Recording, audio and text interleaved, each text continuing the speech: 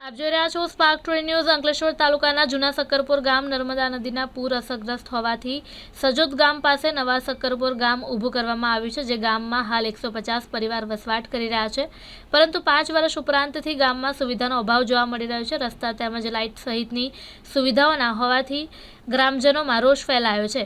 ગ્રામજનોએ જણાવ્યું હતું કે આ અંગે વારંવાર રજૂઆત પંચાયતના સભ્ય સરપંચને કરવામાં આવી છતાંય હજી સુધી કામ નથી થયું। વધુમાં તેઓ જણાવે છે કે તે જોઈને જતા રહે છે અને બસ થઈ જશે તેવું જણાવે છે। ગામના હાલ નવી સ્કૂલ બનાવવાની છે, તે સાથે રસ્તો બનશે તેમ જણાવી રહ્યા છે। 5 વર્ષ પૂર્વે બન્યો હતો રસ્તો અને જે બાદ બન્યો જ નથી। રોડ બાજુમાં પેવર બ્લોક સહિતની સુવિધાઓ જ નથી। ચૂંટણી આવે છે ત્યારે જ બધા દેખાય છે, જે બાદ જોવા પણ નથી મળતા। જૂના શક્કરપુર ગામ કરતાં નવા શક્કરપુર ગામમાં સુવિધાનો અભાવ જોવા મળી રહ્યો છે। અમારી એક જ માંગ છે કે ગામમાં સારા રસ્તા, બ્લોક, લાઇટ સહિતની સુવિધા કરવામાં આવે તેવી લોક માંગ ઉઠી છે। હિતેશભાઈ કલ્લરભાઈ સોલંકી, નવા સકોર ભાઠા। અમારા બ્લોકનું તકલીફ છે, નથી ક્વાર્ટર્સ આવી કે કશું અત્યારે 4 વર્ષથી કશું આવ્યું નથી। 4 વર્ષ થયા। કોને રજૂઆત કરી છે બાબતે?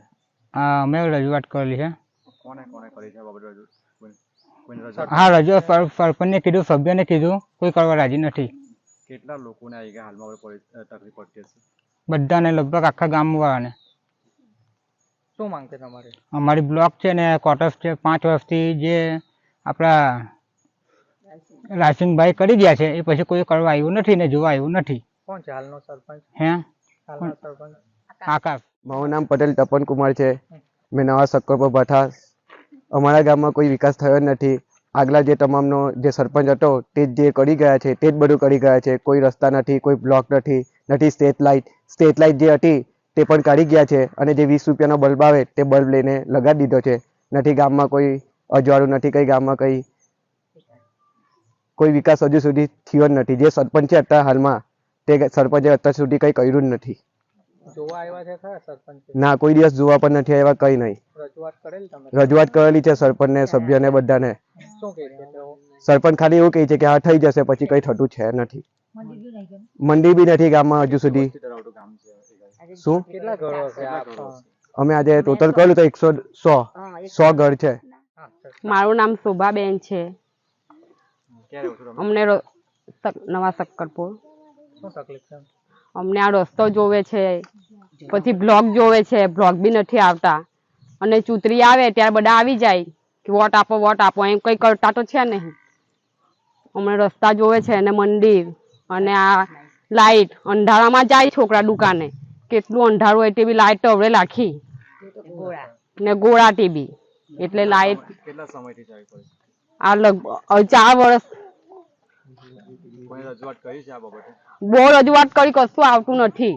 રજૂઆત તો અમે ઘણી કરી, હવે બી આવીને ગયા ત્યારે બી કીધું અમને લાઇટ, ત્યારે લેમ્પ લાખી ગયા નાના ગોળા। રસ્તા જોવે જ છે અમને, રસ્તા બી નહીં, બ્લોક બી નહીં। હાફ ફોફોલિયા કેટલા નીકળે, છોકરા અડધી રાતે દુકાને જાય, કેટલું અંધારું।